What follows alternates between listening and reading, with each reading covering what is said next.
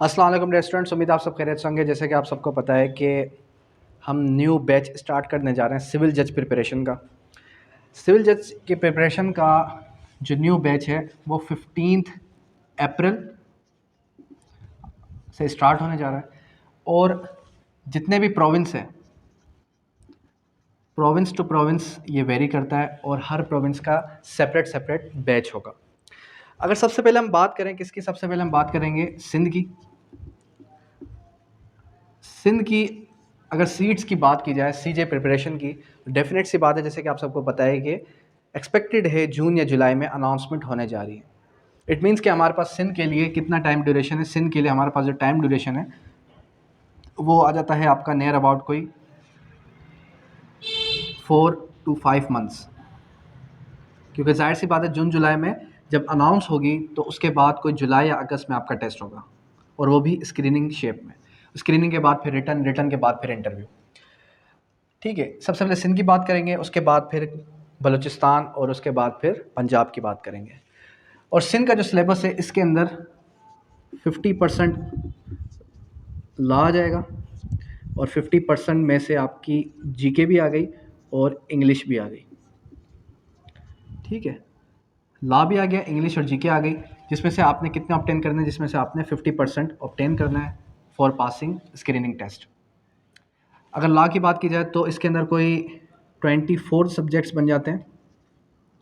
और 24 सब्जेक्ट्स हमने पढ़ने किस तरीके से हैं, डेफिनेट सी बात है हम इसको स्पीडी ट्रैक में लेके चलेंगे। स्पीडी ट्रैक, ज़्यादा स्पीडी ट्रैक भी नहीं होगा, क्रैश कोर्स के नाम से भी नहीं होगा, लेकिन एटलीस्ट हम जो है क्या करेंगे 15 डेज़ के अंदर एक मेजर एक्ट कंप्लीट करेंगे और उसके बाद फिर हम मूव ऑन करेंगे माइनर एक्ट्स की तरफ। अंडरस्टैंड। उसके बाद फिर क्या आ जाता है, उसके बाद आ जाएगा आपका रिटर्न का फेज़ और रिटर्न के बाद फिर इंटरव्यू का फेज़। अब बात करते हैं किसकी, अब बात करेंगे बलूचिस्तान की।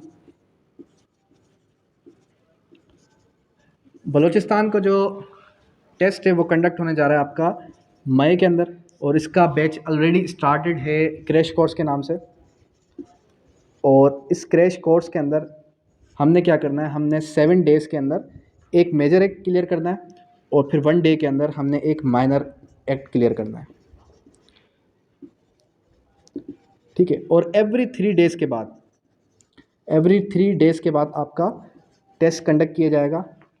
और टेस्ट आप किस तरीके से दे सकते हैं, डेफिनेट सी बात है आप टेस्ट जो है पिक्चर शेप में मुझे सेंड कर सकते हैं, और अगर उसमें कोई मिस्टेक होगी वो मैं आपको बताता रहूँगा। ठीक है, तो बलूचिस्तान का जो बैच है वो ऑलरेडी स्टार्टेड है क्रैश कोर्स के नाम से, वो आप जो है ज्वाइन कर सकते हैं। उसकी मेंबरशिप किस तरीके से लेनी है, आप गिवन नंबर पर कांटेक्ट कर सकते हैं। और गिवन नंबर अगर आप चाहें तो 0311300887 ये नंबर है, व्हाट्सअप नंबर है, इस पर आप कॉन्टैक्ट कर सकते हैं। फर्दर फिर आते हैं किसकी तरफ, फर्दर हम आते हैं जो है आपके पंजाब की तरफ। अब पंजाब का जो सिलेबस है उसके अंदर कितने पेपर्स हैं, 7 पेपर्स हैं। और 7 पेपर्स के अंदर आपकी जीके भी है, आपकी उर्दू भी है, आपकी इंग्लिश भी है, और उसके बाद 4 लॉ के पेपर हैं, जिसके अंदर आपका सिविल लॉ 1 आ गया, criminal law 1, criminal law 2, journal law, और फिर आप, ठीक है, इस तरीके से आपके 7 पेपर्स पंजाब के अंदर हो जाते हैं। अब हर किसी की प्रिपरेशन का क्राइटेरिया अलग है, पैटर्न अलग है, स्टडी का पैटर्न बिल्कुल ही अलग है। सिंध की अगर हम बात करें तो सिंध के स्टूडेंट्स सिर्फ और सिर्फ फोकस किस पर करें, स्क्रीनिंग के लिए बैरेक्स पर।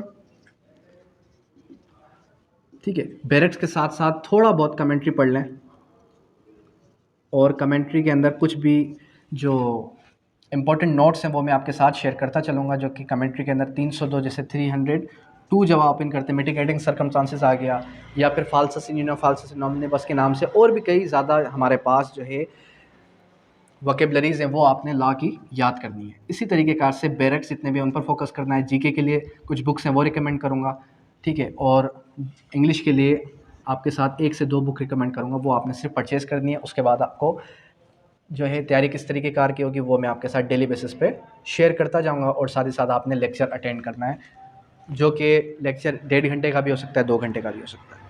बलूचिस्तान की जहाँ तक बात करें तो पहले क्या था, बलूचिस्तान के अंदर इंग्लिश का पेपर भी था। बलूचिस्तान के अंदर हमारे पास जो है टॉपिक्स, सेलेक्टेड टॉपिक्स आते थे कि इन टॉपिक्स की आपने तैयारी करनी है। अब ऐसा नहीं है, अब उन्होंने सिर्फ और सिर्फ स्पेसिफाई कर दिया है सब्जेक्ट्स को। जब उन्होंने सब्जेक्ट्स को स्पेसिफाई किया, इट मीन्स कि आपने वो सारे के सारे सब्जेक्ट्स गो थ्रू करने हैं। जब आप वो सारे के सारे सब्जेक्ट्स गो थ्रू करेंगे अच्छे तरीके कार से, तो उसके बाद फिर आप एलिजिबल होंगे बलूचिस्तान के पेपर के अंदर बैठने के लिए। ठीक है, इसका पेपर बहुत ही करीब है, मई के अंदर है। और ऐसे स्टूडेंट्स जो कि जिनका बैकग्राउंड स्ट्रॉन्ग नहीं है लॉ में, तो वो हरगिज़ इस टेस्ट के अंदर अपीयर ना हो। उनको मैं यही एडवाइस दूंगा कि वो क्या करें, वो वेट करें नेक्स्ट अनाउंसमेंट के लिए।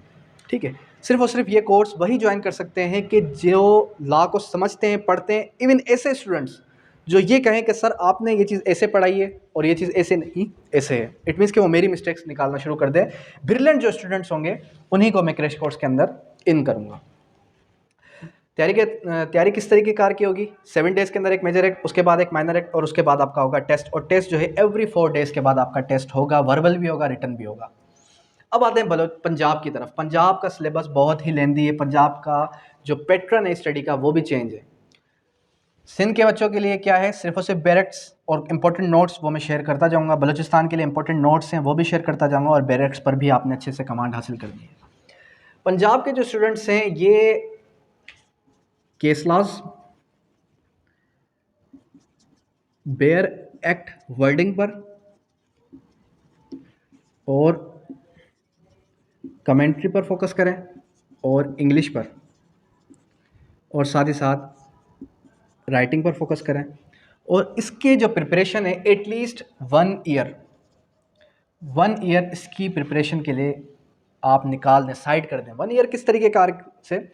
1 ईयर इस वजह से मैं कह रहा हूँ क्योंकि ये तैयारी कोई 1-2 महीनों की, 6 महीने की नहीं है। एटलीस्ट 1 ईयर आपने देना है, क्योंकि इससे फिर आपकी अटैम्प्ट ज़ाया हो जाती है। हर 6 महीने बाद अटैम्प्ट आ रही है, तो हर 6 महीने में आपने अपीयर नहीं होना टेस्ट के अंदर। ठीक है, उसके बाद अब बात करते हैं किसकी, कि पंजाब के जो स्टूडेंट हैं वो कहाँ से तैयारी करें। पंजाब के जो स्टूडेंट्स हैं उनके लिए हमने कुछ ऐसा पैटर्न फॉलो किया है कि जो स्पेशल लॉज हैं, जैसे कि पुलिस ऑर्डर हो गया, पुलिस रूल्स हो गया, और इसी के साथ साथ फिर क्या आ जाता है, इसी के साथ साथ फिर आ जाता है आपका जीके हो गई। जो सब्जेक्ट स्पेशलिस्ट हैं वो आपको पढ़ाएंगे। जो पुलिस ऑर्डर, पुलिस रूल्स हैं, इनके लिए हमारे पास एक जो है एसपी साहब हैं। ठीक है, नाम डिस्क्लोज करने से उन्होंने मना किया है, तो उनको मैं प्रेजेंट करूँगा, वो आपकी ये क्लास लेंगे पुलिस ऑर्डर और पुलिस रूल्स की। सेकेंडली फिर हमारे पास क्या आ जाता है, फिर हमारे पास जो सेकंड टॉपिक आ जाता है, कुछ और लॉज आ जाते हैं, जैसे कि सिविल लॉ है, क्रिमिनल लॉ है, तो इनकी क्लास मैं खुद लूँगा। जीके की क्लास जो है सीएसएस के जो टीचर्स हैं उनमें से एक टीचर आपके लिए अपॉइंट करेंगे जो आपकी जीके की क्लास लेंगे। उसके अलावा उर्दू है, इंग्लिश है, इंग्लिश के जो स्पेशलिस्ट टीचर हैं, डेफिनेट सी बात है उन्हीं से क्लास हम कंडक्ट करवाएंगे आपकी। फिर उसके बाद क्या आ जाता है,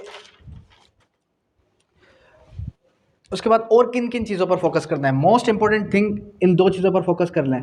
कौन सी? एक इंग्लिश और एक राइटिंग। इंग्लिश पे इतनी ग्रिप हासिल कर लें, इंग्लिश पर इतनी कमांड हासिल कर लें कि कोई भी उसमें से मिस्टेक निकाल ही ना सके। इंग्लिश पर इतना ज़्यादा फोकस कर लें कि कोई भी, चाहे टीचर हो, चाहे एग्जामिनर ही हो क्यों ना हो, एग्जामिनर आपकी राइटिंग, आपके जितने भी क्वेश्चंस हैं उनमें से कोई ग्रामेटिकल मिस्टेक निकाल ही ना पाए। फिर आते हैं किसकी तरफ? राइटिंग की तरफ। डेफिनेट सी बात है, आपने 7 पेपर्स देने हैं। 7 पेपर्स देने के लिए आपके अंदर स्टेमिना होना चाहिए। 7 पेपर्स देने के लिए आपके अंदर एलिजिबिलिटी होनी चाहिए इस तरीके कार की कि आप क्या कर सकें, आप उस एग्ज़ाम्स को क्रैक कर सकें।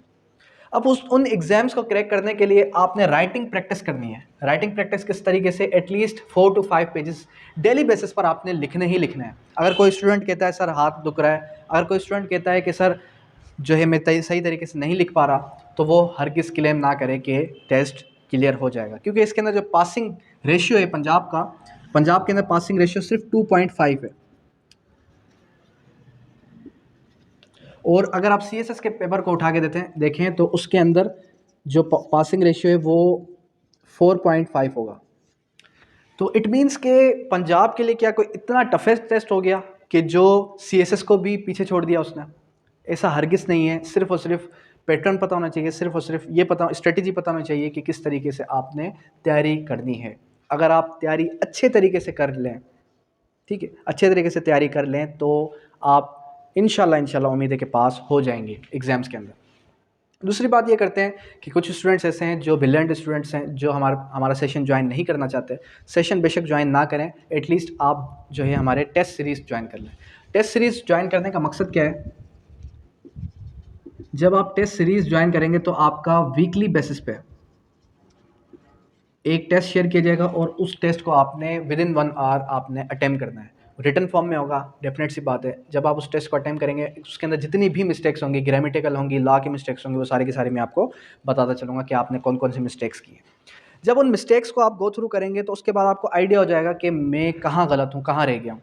रही बात ग्रामर की, तो ग्रामर के अंदर अक्सर स्टूडेंट्स का यही कहना है, सर हमें टेंसेस आते हैं।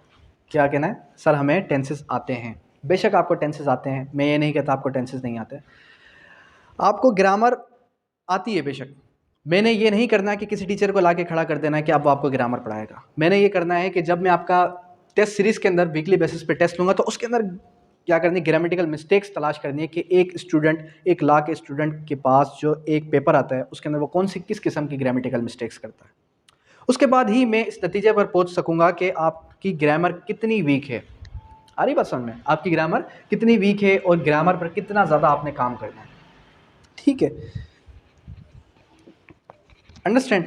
उसके बाद अक्सर स्टूडेंट्स का ये कहना कि सर कुछ ऐसा कर दें कि ये टेस्ट जो है बहुत ही टफ आता है, इसकी कोई इंपॉर्टेंट नोट्स की जहाँ तक बात रही, तो नोट्स क्या करेंगे हम, जो जो टॉपिक पढ़ते जाएंगे, जो जो सब्जेक्ट हम पढ़ते जाएंगे, उस सब्जेक्ट वाइज हम जो है आपके साथ नोट्स शेयर करते जाएंगे रिटर्न के लिए। रही बात सिन के लिए, तो सिन के स्टूडेंट्स हरगिज़ एमसीक्यूज़ की तैयारी एमसीक्यूज़ से ना करें। एमसीक्यूज़ की तैयारी के लिए आप बैक्स पर फोकस करें। साथ ही साथ जो भी हमारे इंपॉर्टेंट लेक्चर्स हैं वो आपके साथ ग्रुप के अंदर शेयर कर दिए जाएंगे और वो लेक्चर्स आपने एनी हाउ अटेंड करने ही करने हैं। जैसे ही आप वो लेक्चर्स सुनेंगे, बैक्स पर कमांड हासिल करेंगे तो इंशाल्लाह आप स्क्रीनिंग क्रैक कर जाएंगे। और रही बात जो जीके और इंग्लिश की क्लास है, वो भी डेली बेसिस पे कंडक्ट होगी।